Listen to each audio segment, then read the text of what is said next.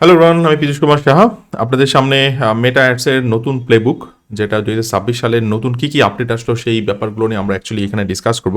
এবং এটা মেটা অ্যাডভার্টাইজিং এর বোঝার একটা কমপ্লিট গাইড এবং নতুন যে আপডেটগুলো এখানে আসছে আফটার অ্যান্ড্রোমেটা ইঞ্জিন, আমরা সেই জিনিসগুলো নিয়ে এখানে ডিসকাস করব এবং কোন জিনিসগুলো আপনাদের ফোকাস করতে হবে কামিং ডেজে, যাতে আপনি ভালো রেজাল্ট পান, যাতে আপনার আরওএস বেড়ে যায়, আপনার পিওএস বেড়ে যায়। আমরা সেই জিনিসগুলো এখানে অ্যাকচুয়ালি ডিসকাস করব। আপনাকে আসলে এখন বুঝতে হবে যে মেটা আর ইন্টারেস্ট, বিহেভিয়ার অথবা অডিয়েন্স লিস্ট দেখে অ্যাড দেখায় না। তারা একটা সিস্টেম বানায় নিছে যে সিস্টেম অ্যাকচুয়ালি ডেটার উপর বেস করে। সো আপনি যত বেশি সিগন্যাল পাস করবেন, সেই সিগন্যালটা হচ্ছে ধরেন আপনি অনেক দিন যাবৎ ক্যাম্পেইন রান করছেন, সেটা অনেক ডাটা ক্যাপচার হচ্ছে, সেই ডাটাগুলো এক ধরনের সিগন্যাল। আপনি অনেক বেশি ক্রিয়েটিভ দিচ্ছেন, অনেক বেশি অ্যাসেট দিচ্ছেন এবং সেটা রেগুলার বেসিস চেঞ্জ হচ্ছে। যেমন ক্রিয়েটিভ ফ্যাটিগের একটা ভয় আমাদের থাকে, সেই ফ্যাটিগের ভয় থেকে আপনাকে মুক্ত করতে হবে নিজেকে, কারণ প্রচুর পরিমাণ ক্রিয়েটিভ ডেভেলপ করতে হবে, স্পেশালি ইমেজ অথবা ভিডিও। এছাড়া ভিডিও সেগুলো আবার উইদাউট আপনার অডিও, আবার সেগুলো হচ্ছে মোস্টলি মোবাইল স্ক্রিন ফোকাস, অর্থাৎ ভার্টিক্যাল ফরম্যাটে আপনাকে বানাতে হবে, স্টোরিজ ফরম্যাটে বানাতে হবে ইমেজগুলো। ওকে, এই ধরনের ক্রিয়েটিভগুলো আপনাকে প্রচুর পরিমাণে প্রোভাইড করতে হবে। তাহলে আপনি যে সিগন্যালগুলো আপনি পাস করছেন সেগুলো মেটা অ্যাকচুয়ালি তার অ্যান্ড্রোমেটা ইঞ্জিনের মাধ্যমে কি করবে, অ্যানালাইসিস করবে। সো মেটা এখন ইজিলি আইডেন্টিফাই করতে পারছি যে মানুষ কি দেখছে, কি ইন্টারেক্ট করছে, কি ধরনের কন্টেন্টের সময় বেশি দিচ্ছে, দেন রিয়াল টাইম বিহেভিয়ার অ্যাকচুয়ালি কেমন হচ্ছে, কোন প্ল্যাটফর্মগুলোতে বেশি ভিজিট করছে, কোন ধরনের কন্টেন্ট তারা কনজিউম করছে, সেই অনুযায়ী সেগমেন্টেড কন্টেন্ট অ্যাকচুয়ালি তাদের কাছে প্রোভাইড করা হচ্ছে। এবং এই পুরোটাই হচ্ছে মানে one kind of agentic AI ad automation system আমরা বলতে পারি এটাকে। এবং এখানে ম্যানুয়াল কন্ট্রোলের আসলে তেমন কিছু থাকছে না। এখন হয়তো কিছু পাচ্ছি, কামিং ডেজে কিছুই থাকবে না। ইভেন ধরেন আমি এখন ইমেজ ভিডিও মানে নিজে দিচ্ছি, কিছুদিন পরে সেগুলো আর থাকবে না, কারণ আমি জাস্ট এখানে ল্যান্ডিং পেজ দিব, টাইটেল দিব, মেটা সব কিছু অটোমেটিক বানিয়ে নেবে। সো এই প্লেবুকটা বুঝতে হলে অ্যাকচুয়ালি আপনাকে ওল্ড সিস্টেমটাও তো বুঝতে হবে। যারা একদম বিগিনার আছে তারা তো ওল্ড সিস্টেমটাও জানে না। সো আমি সেই জিনিসগুলো নিয়ে একটু কামিং স্লাইডে ডিসকাস করবো, আপনারা সেই জিনিসগুলো জানবেন এবং কি কি আপডেট আসলো সেগুলো নিয়েও আপনারা এখানে শিখবেন। চলুন নেক্সট স্লাইডে দেখি। এখন কোশ্চেন হচ্ছে why your old ads stop working. অনেকেই কমপ্লেন করে যে আগে তো অ্যাড ভালো চলতো, এখন আর রেজাল্ট আসে না। এর পেছনে একটা বড় কারণ আছে। 2026 সালে মেটা একটা ম্যাসিভ আপডেট এনেছে, যাকে বলা হচ্ছে অ্যান্ড্রোমেটা ইঞ্জিন আপডেট। আগে মেটা কাজ করতো ট্যাক্সোনমি বেসড টার্গেটিং দিয়ে, মানে আপনি ইন্টারেস্ট সিলেক্ট করতেন, বিহেভিয়ার চুজ করতেন, অডিয়েন্স ন্যারো করতেন, এক্সক্লুশন দিতেন। কিন্তু এখন এই পুরো সিস্টেম রিপ্লেস হয়ে গেছে। এখন মেটা ব্যবহার করছে প্রিডিক্টিভ রিট্রিভাল সিস্টেম, মানে অ্যালগোরিদম নিজেই প্রিডিক্ট করে নেয় কে কিনতে পারে, কখন কিনতে পারে। এর ফল কি হলো? গ্র্যানুলার এক্সক্লুশন প্রায় উঠে গেছে, অ্যাডভান্টেজ প্লাস ক্যাম্পেইন ডমিনেন্ট হয়ে গেছে। এখন সবচেয়ে বড় কনফ্লিক্ট হচ্ছে একদিকে আছে আমাদের ম্যানুয়াল ইনপুটস আর অন্যদিকে আছে মেটার এজেন্টিক অটোমেশন সিস্টেম। আমরা এখনো কন্ট্রোল করতে চাই, কিন্তু মেটা এখন সেলফ লার্নিং মেশিন হয়ে গেছে। আর এখানেই প্রবলেম শুরু। এই নতুন সিস্টেম বুঝতে হলে আমাদের মাইন্ডসেট পুরো চেঞ্জ করতে হবে, আর সেই মাইন্ডসেট চেঞ্জ শুরু হয় একটা নতুন ফিলোসফি দিয়ে। চলুন সেটাই দেখি নেক্সট স্লাইডে। The new philosophy is creative is the targeting. আগে আমরা ভাবতাম টার্গেটিং ফিল্ডে সবকিছু, ইন্টারেস্ট সিলেক্ট করলে অডিয়েন্স পাওয়া যাবে, কিন্তু এখন মেটাভার্সের নতুন ফিলোসফি হলো creative itself is the targeting. মানে আপনার অ্যাড ক্রিয়েটিভই মেটাকে বলে দেয় কাকে এই অ্যাড দেখাতে হবে। অ্যান্ড্রোমেটা ইঞ্জিন এখন ক্রিয়েটিভের ভেতর এই কন্টেক্সট বুঝতে পারে। ধরুন আপনার অ্যাডে একটা কুকুর আছে, মেটা শুধু ছবি দেখে না, সে বোঝে এই কন্টেন্ট পেট লাভার্সের জন্য, ডগ ওনারের জন্য, অ্যানিমেল কেয়ার অডিয়েন্সের জন্য। এরপর অ্যালগোরিদম সেই ক্রিয়েটিভকে রুট করে ঠিক সেই বিহেভিয়ার ক্লাস্টারের কাছে যারা রিলেটেড কন্টেন্ট কনজিউম করে।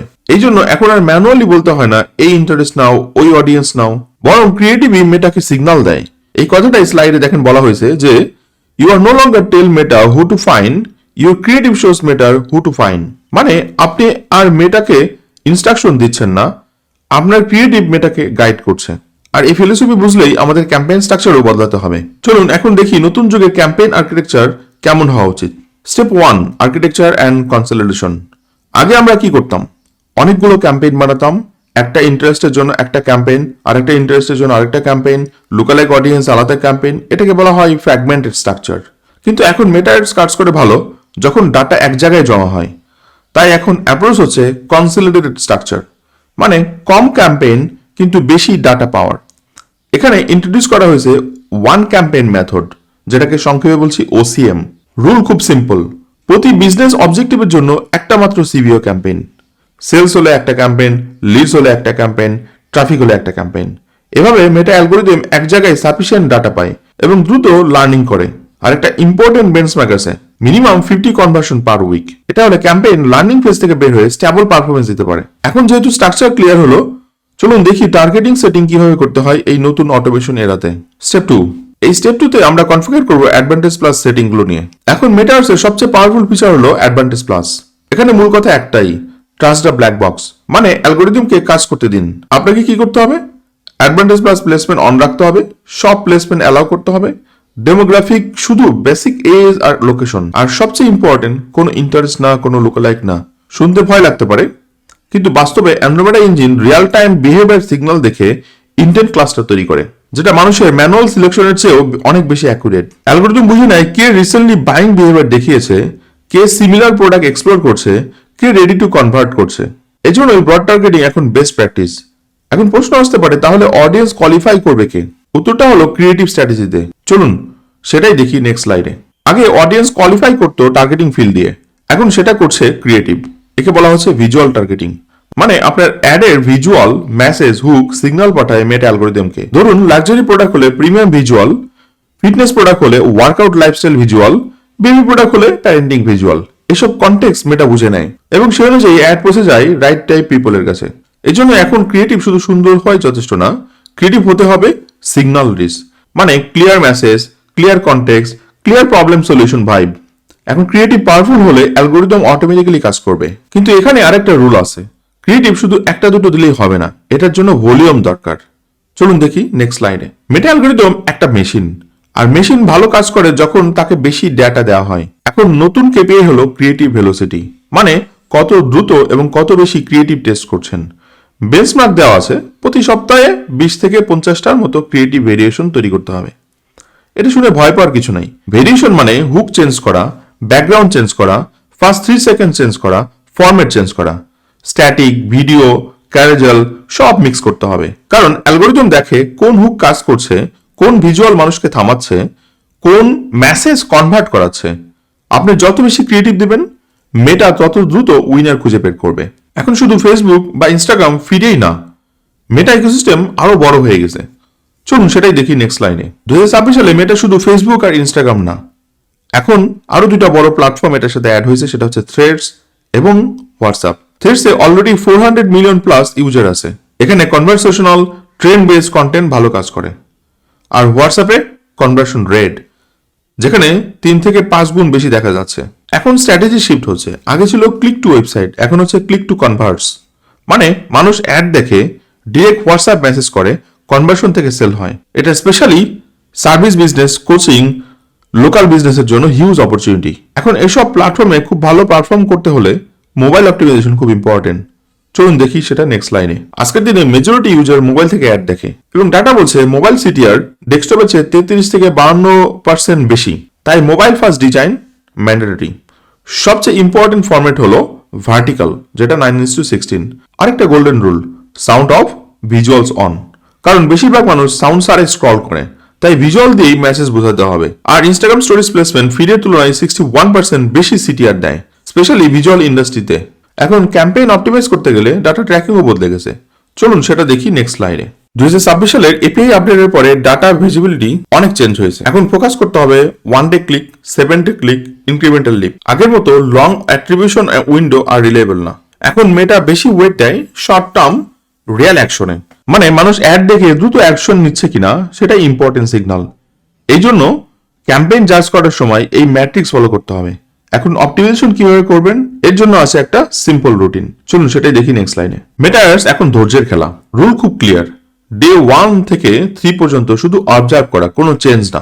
ডে 4 থেকে 5 পর্যন্ত ছোট ক্রিয়েটিভ টুইক বা বিট অ্যাডজাস্টমেন্ট করা যেতে পারে, এবং day 6 to 7 full performance review. এরপর ডিসিশন নেবেন উইনার কিপ করবেন আর লুজ ক্যাম্পেইন গুলোকে পজ করবেন। স্কেলিং এর ক্ষেত্রেও রুল সিম্পল, প্রফিটেবল হলে বাজেট বাড়াবেন 20% করে, একেবারে বেশি বাড়ালে অ্যালগোরিদম রিসেট হয়ে যায়। এখন যদি ক্যাম্পেইন কাজ না করে তাহলে ব্লেম কাকে দিবেন? চলুন দেখি নেক্সট স্লাইডে। এখানে একটা পাওয়ারফুল লাইন আছে, if the ad isn't converting, the algorithm isn't broken, the creative or the offer is.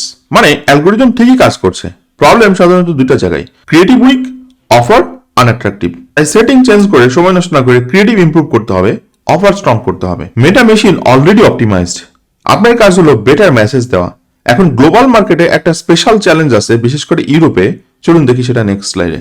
You মার্কেটে ডিএমএল ল এর কারণে মেটা ইউজার এক্সপিরিয়েন্স দুই ভাগে ভাগ হয়ে গেছে।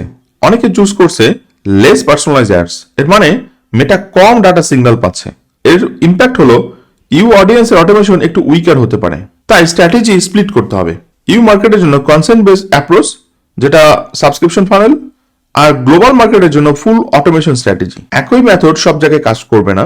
ইন্ডাস্ট্রি ওয়াইজ বেঞ্চমার্ক দেখবো নেক্সট স্লাইডে। এখানে দেখা যাচ্ছে ভিজুয়াল ইন্ডাস্ট্রিজ বেস্ট পারফর্ম করছে, অর্থাৎ arts and entertainment around 2.6% CTR, real estate 2.6% CTR, average category e commerce brand 1.7%, আর লো সাইডে সাস অ্যারাউন্ড 1.1%, হেলথ কেয়ার অ্যারাউন্ড 0.7%। এর মানে যেখানে ভিজুয়াল ইম্প্যাক্ট বেশি সেখানে মেটা অ্যাড বেশি পাওয়ারফুল। বিটুবি ইন্ডাস্ট্রিতেও ডিসিশন সাইকেল লং হয়, তাই ইনস্ট্যান্ট সিটিআর কম হয়, এটা নর্মাল। এখন সবকিছু মিলিয়ে চলুন পুরো প্লেবুকটা সামারাইজ করি। আমরা যে জিনিসগুলো দেখলাম সেটারই একটা টেকওয়ে নেওয়ার চেষ্টা করবো এখানে। প্রথমত ওয়ান ক্যাম্পেইন মেথড ব্যবহার করুন। দ্বিতীয়ত ব্রড টার্গেটিং রাখুন, সিগন্যালকে ট্রাস্ট করুন। তৃতীয়ত ক্রিয়েটিভ ভেলোসিটি মেনটেন করুন, 20 থেকে 50টা ভেরিয়েশন প্রতি সপ্তাহে দেওয়ার চেষ্টা করুন। চতুর্থত থ্রেডস আর হোয়াটসঅ্যাপ ইন্টিগ্রেট করুন। পঞ্চমত ডাটা ডিসিপ্লিন রাখুন, 1 ডে ক্লিক ফোকাস করুন, 7 ডে প্যাশেন্স ফলো করুন। আর সবচেয়ে একটা powerful truth, the machine is the marketer, you are the strategist. মানে মেটা অ্যালগোরিদম এক্সিকিউশন করছে, আপনি ডিরেকশন দিচ্ছেন। আপনার কাজ হলো স্ট্রং স্ট্র্যাটেজি বানানো, পাওয়ারফুল ক্রিয়েটিভ বানানো, স্মার্ট ডিসিশন নেওয়া। এভাবেই 2026 সালের মেটা অ্যাডস ইকোসিস্টেমে consistent growth possible. Thank you guys, see you in the next video.